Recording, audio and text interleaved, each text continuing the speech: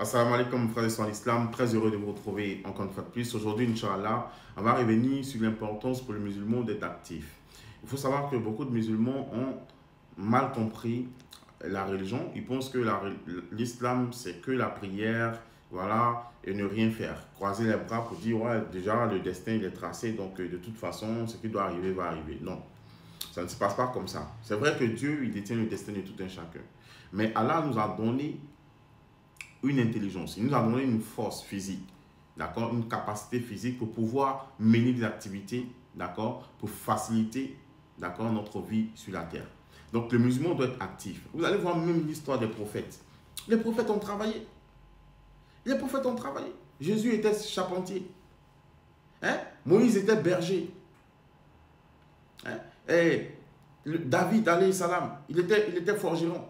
Donc, les prophètes eux-mêmes, qui étaient les envoyés de Dieu, ils ont travaillé.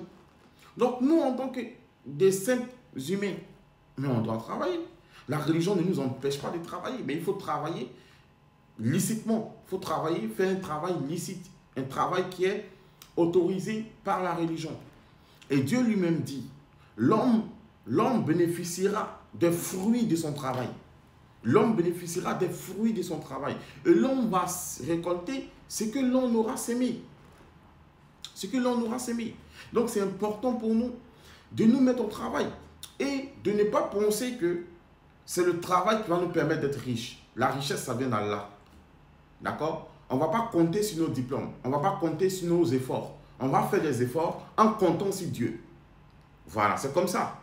Il ne faut pas dire, bon, de toute façon, Dieu va tout faire. Et puis je croise mes bras, je suis à la maison, je vais au grain, je passe toutes mes journées au grain en disant que Dieu va faire. Dieu peut faire, mais il ne va pas faire. Parce que Dieu t'a donné une capacité. Il t'a donné une force pour pouvoir réfléchir, pour pouvoir travailler de tes deux mains. Et lui, maintenant, à travers le travail que tu fais, lui va mettre la baraka dedans pour te donner ce dont tu as besoin, pour pouvoir subvenir à tes besoins. Donc, le musulman ne doit pas être paresseux. Le musulman doit être courageux. Quand il s'élève la nuit, il prie. Il s'élève la nuit, il prie. La journée, il s'élève, il va au travail.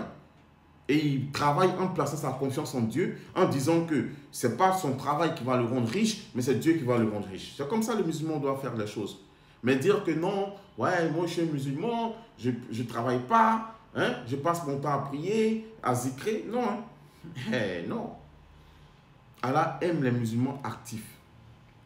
Des musulmans qui se bougent. Pour faire bouger les choses, pour faire bouger le monde. Subhanallah. Il y a beaucoup de musulmans au temps du prophète Mohammed sallallahu alayhi wa sallam, les compagnons et autres, qui ont lutté pour que l'islam arrive en Afrique. C'est un travail qu'ils ont fait. C'est un travail. Et nous, on ne va pas se croiser les bras, s'asseoir pour dire, ouais, de toute façon, Dieu va faire triompher l'islam. Quelle action nous on mène pour faire triompher l'islam? Quelle action on mène? Arrêtons d'être passifs. Arrêtons de penser que tout va descendre du ciel. Tout ne descendra pas du ciel. D'ailleurs, Allah lui-même nous dit que nous, on pense qu'on va dire, nous, on est croyants, puis lui, on va nous éprouver. Il va nous éprouver. Il va nous éprouver. À nous, mes frères sur l'islam, de faire des efforts. Parce que la responsabilité de l'homme, c'est de pouvoir travailler à la sueur de son front pour pouvoir nourrir sa famille, pour pouvoir subvenir à ses besoins et aux besoins de sa famille. Puisque Dieu nous interdit tout ce qui est illicite. Dieu nous interdit les jeux de hasard. Dieu nous interdit la vente de l'alcool. Dieu nous interdit la vente de la drogue. Dieu nous interdit la vente des choses qui sont illicites. Mais Allah nous permet de faire le commerce. Allah nous permet de travailler à la sueur de notre front. Et à travers le travail que nous faisons, Dieu il nous paye. Il met la barakat, il met la bénédiction dans ce que nous faisons pour qu'on puisse avoir de quoi à subvenir à nos besoins. Subhanallah. Qu'Allah nous accorde la bonne compréhension.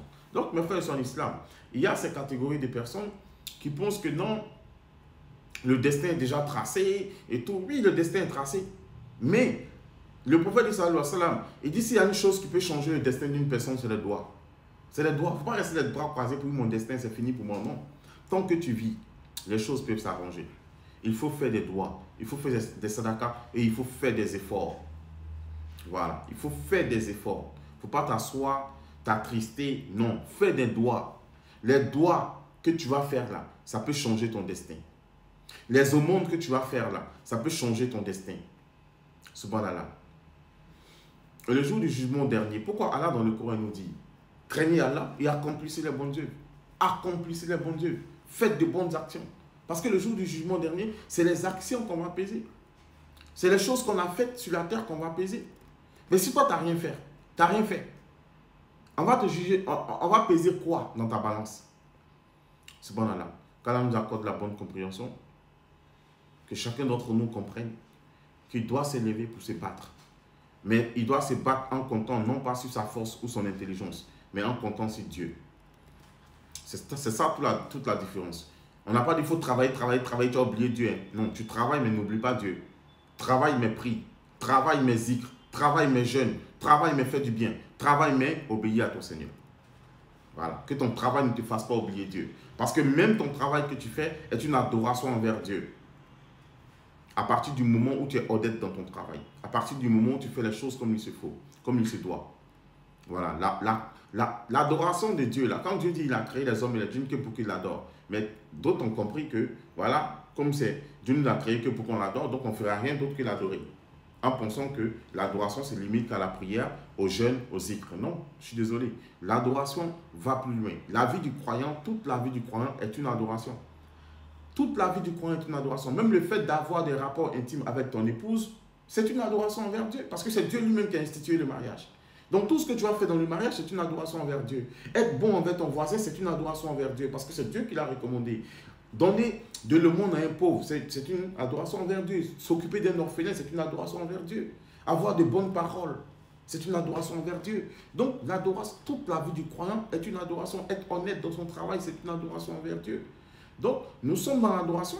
Depuis qu'on se réveille le matin jusqu'à ce qu'on se couche, on est dans l'adoration. Voilà. Qu'Allah nous accorde la bonne compréhension, qui nous guide sans cesse sur le droit chemin, qui fasse de nous des bons musulmans, des musulmans pieux et sincères, qui nous donne la force afin qu'on puisse continuer à le prier, à l'adorer, de jour comme de nuit, durant toutes nos vies, jusqu'au jour de la rétribution. Qui nous donne la force de pouvoir travailler honnêtement pour gagner notre pain, pour travailler honnêtement pour subvenir à nos besoins. Et on demande à Allah subhanahu wa ta'ala de ne pas nous abandonner alors que nous avons besoin de lui, alors que sans lui, nous ne sommes absolument rien. Nous ne sommes rien sans Dieu. Nous ne pouvons rien sans Dieu. Et c'est d'ailleurs pour cela qu'avant de faire toutes choses, on va s'en remettre à Allah subhanahu wa ta'ala. On va demander son aide, on va demander sa bénédiction, car on est conscient que notre travail, nos diplômes, notre force ne peuvent rien nous apporter en dehors de ce que Dieu lui-même décide de nous apporter. Donc on demande à Allah subhanahu wa ta'ala de prendre le contrôle de nos vies, le contrôle de nos activités et le contrôle de tout ce que nous faisons. J'ai été très heureux d'être avec vous. Assalamu alaikum et à très bientôt, Inch'Allah.